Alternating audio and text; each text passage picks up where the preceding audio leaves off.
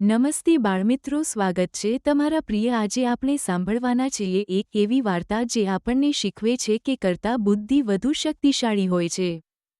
તો ચ મિત્રો, શરૂ કરીએ આજની વાર્તા. બુદ્ધિની જીત. સિંહ અને સસલું. એક વખતની વાત છે. એક મોટું જંગલ હતું. એ જંગલમાં એક અત્યંત શક્તિશાળી અને અહંકારી સિંહ રહેતો હતો. તે સિંહ પોતાની તાકાત પર એટલો ઘમંડ કરતો તે રોજ મજા માટે પણ નિર્દોષ પ્રાણીઓને મારી નાખતો. જંગલના બધા પ્રાણીઓ તેના નામથી અને લાંબી ચર્ચા કર્યા પછી એક નિર્ણય લીધો. તેઓ સિંહ પાસે ગયા અને વિનંતી કરી, મહારાજ, જો તમે દરરોજ આમ અનેક પ્રાણીઓને તમારો શિકાર બનાવતા રહેશો તો આખું જંગલ ખાલી થઈ જશે. અમે એક પ્રસ્તાવ લઈને આવ્યા છીએ. દરરોજ જ થરથર કાપતા કોઈ તેની સામે બોલવાની હિંમત પણ ન કરતું હતું. જંગલના બધા પ્રાણીઓ ખૂબ જ ડરી ગયેલા હતા. દરરોજ અનેક પ્રાણીઓ સિંહનો શિકાર બનતા હતા. તેથી બધા પ્રાણીઓ ભેગા થયા.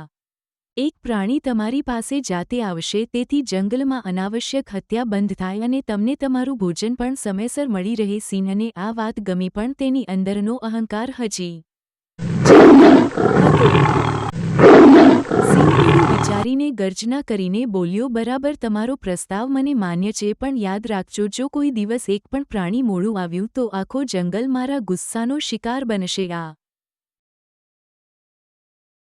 સાંભળીને બધા પ્રાણીઓ ડરી ગયા અને તેમને પણ મજબૂરી સ્વીકારવી પડી. થોડા દિવસ પછી એક દિવસ આવ્યો જ્યારે સસલાની વારી આવી. સસલું બહુ નાનું હતું, પણ ખૂબ જ બુદ્ધિશાળી પણ હતું. તે જાણતું હતું કે જો તે સીધું સિંહ પાસે જશે તો આજે તેના જીવનનો અંત નક્કી જ છે. સસલું રસ્તામાં ધીમે ધીમે ચાલતા વિચાર કરતો રહ્યો, હું કેવી રીતે જંગલના બધા પ્રાણીઓને બચાવી શકું. સસલું ધીમે પગલે ચાલતું રહ્યું, પણ તેનું મન ઝડપી ચાલતું હતું. તે વિચાર કરી રહ્યું હતું કે મારે કોઈ એવી વ્યક્તિ શોધવી પડશે જેથી જંગલના બધા પ્રાણીઓ બચી જાય. થોડીવાર પછી સસલાને રસ્તામાં એક કૂવો દેખાયો. એ જોતાં જ તેના મનમાં એક યુક્તિ સૂજી. સસલો આખો દિવસ જંગલમાં મોજથી ફરતું રહ્યું અને સિંહ પાસે સાંજે પહોંચ્યું. જ્યારે સિંહ પહોંચ્યું ત્યારે ઘણું મોડું થઈ ગયું હતું. સિંહ સસલાને જોતાં જ ગુસ્સામાં ગર્જના કરી બોલ્યો, એ નાનકડા સસલા, તું મોડો કેમ આવ્યો? તો આખો દિવસ ક્યાં હતો? સસલું ડર્યા વગર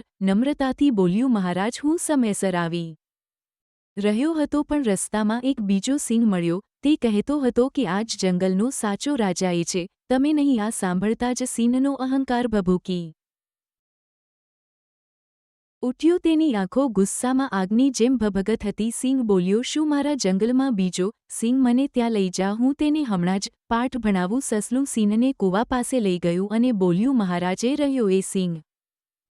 કૂવામાં. સિંહે કૂવામાં ઝાંક્યું અને પાણીમાં પોતાનું જ પ્રતિબિંબ જોયું. તેને લાગ્યું કે સામે ખરેખર બીજો સિંહ છે, જેમ તે ગર્જના કરતો પ્રતિબિંબ પણ એ જ કરતું.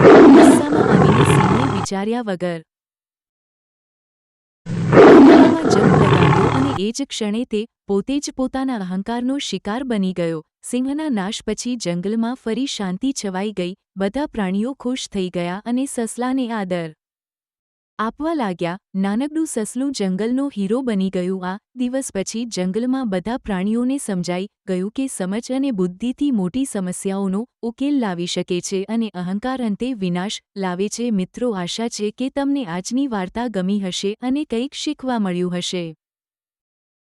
જો તમને આવી શીખવા જેવી ગુજરાતી વાર્તાઓ ગમતી હોય તો ચેનલને લાઇક, શેર અને સબસ્ક્રાઇબ કરવાનું ભૂલશો નહીં. ફરી મળીશું એક નવી અને રસપ્રદ વાર્તા સાથે. આભાર.